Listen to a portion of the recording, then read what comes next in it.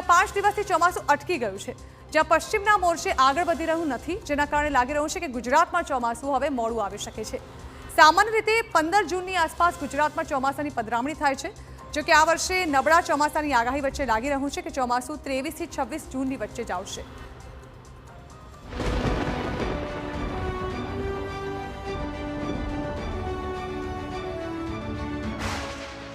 રાજ્યમાં ક્યારે આવશે ચોમાસું?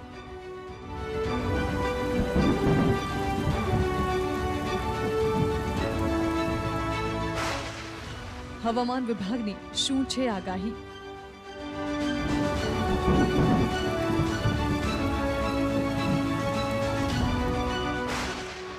ગુજરાતમાં મોડું આવશે ચોમાસું?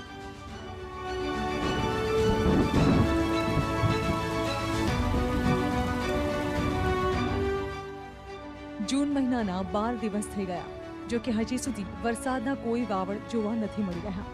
એટલું જ નહીં, ચોમાસું આ વર્ષે નબળું રહેશે તેવી પણ આગાહી છે। આ વચ્ચે ચોમાસું મોડું આવશે તેવી પણ શક્યતાઓ છે।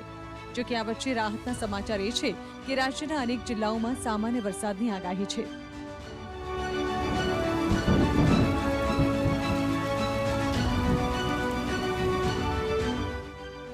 રાજ્યમાં આગામી 3 દિવસ વરસાદના એંધાણ છે। દક્ષિણ ગુજરાતમાં છૂટાછવાયા વરસાદની શક્યતા છે।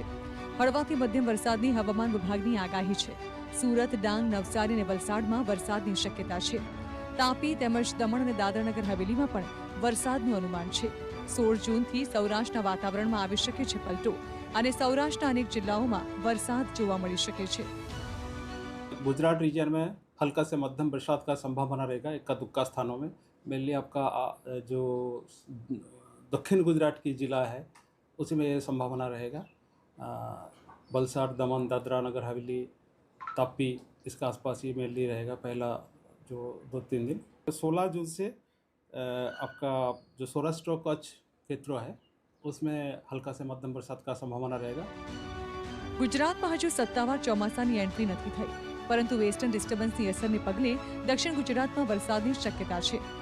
જો કે હવામાન વિભાગના જણાવ્યા મુજબ આગામી 7 દિવસ મોટાભાગના જિલ્લાઓના તાપમાનમાં ફેરફારની કોઈ શક્યતા નથી, એટલે મુશળધાર વરસાદ માટે તો ગુજરાતે હજુ રાહત જોવી પડશે।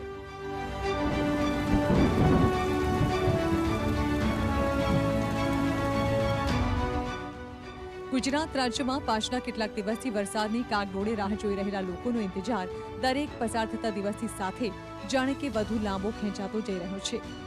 એક તરફ જૂન માસનો તડકો, તેમાં સાથે બફારાને કારણે સર્જાયેલી ઉકળાટની સ્થિતિથી રાજ્યમાં લોકો ગરમીથી રાહત મળે તે માટે રાહ જોઈ રહ્યા છે।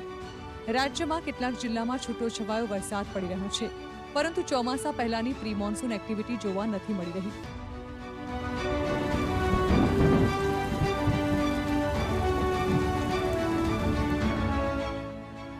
ભારતમાં ચોમાસાની આગેકૂચ અંગેની વાત કરીએ તો અરબી સમુદ્ર અને મહારાષ્ટ્રના કેટલાક વધુ ભાગો, કર્ણાટક, તેલંગાણા, આંધ્રપ્રદેશ, પશ્ચિમ મધ્ય અને ઉત્તર પશ્ચિમ બંગાળની ખાડી, પશ્ચિમ બંગાળના કેટલાક વધુ ભાગો અને બિહાર ઉપરાંત છત્તીસગઢ, ઝારખંડ અને ઉત્તર પ્રદેશ ખાતે આગામી 2 થી 3 દિવસ સુધી દક્ષિણ પશ્ચિમ ચોમાસું આગળ વધે તે માટેની અનુકૂળ સ્થિતિ છે।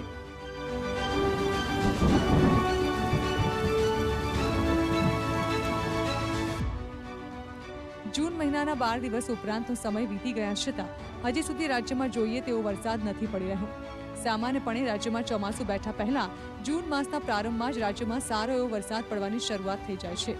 હાલની સ્થિતિ પ્રમાણે ચોમાસાની અરબી સમુદ્રની બ્રાન્ચ હજુ પણ આગળ નથી વધી રહી।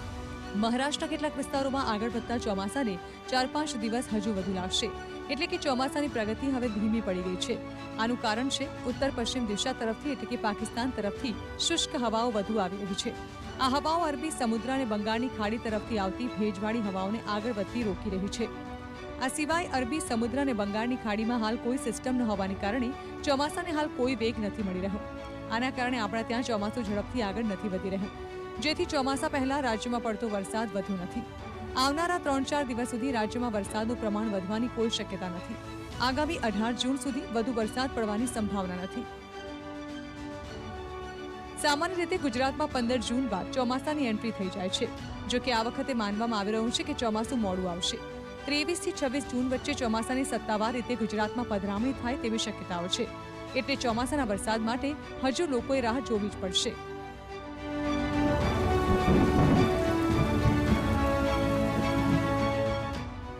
Bureau report TV9।